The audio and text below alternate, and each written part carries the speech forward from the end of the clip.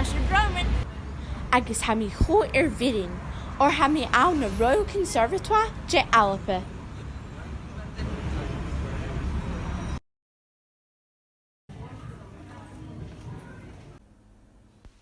Anas has sin anna office at Josh Dixon.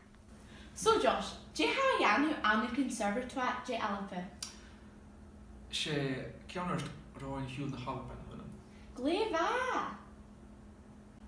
Villa at Alba. Haniel, ní dí na fíine, son as Alaska a chami. Alaska? Sure. Wow. Agus ránig mé na Alba na ra bhí 8 blindí chrúis. Chris na Hanukkah go Alba. Is an film.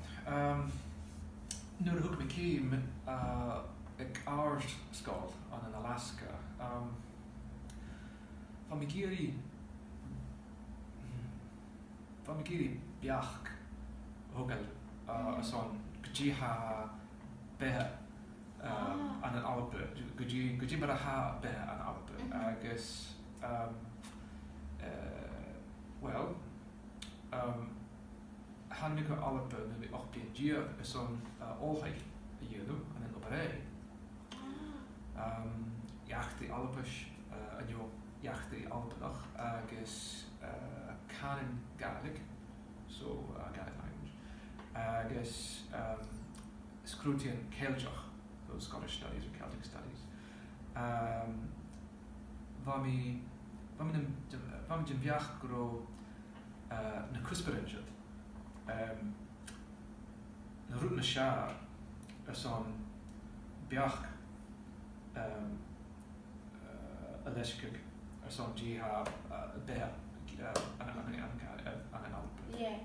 Do you have no more favourite parts to Alba?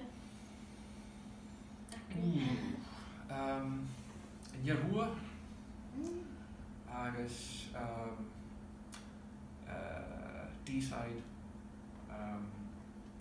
over so Costinier agus Costinier Cwtach West Coast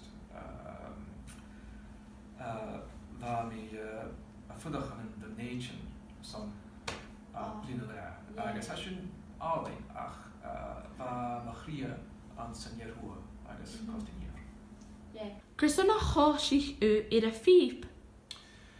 Well, bhá maithid I chluich na píb, my father, an san tualach, an san tuig, agus, well, chaim thugail le ceann na píbe, agus bhá mé géirí gnuis ceart a bhí sean na píbe me hín. Tampa life Josh san a blin Cheery! Has Sean a dunne ar ein Doctor Who. Tampa life san a quite ar na filma acu. Cheery!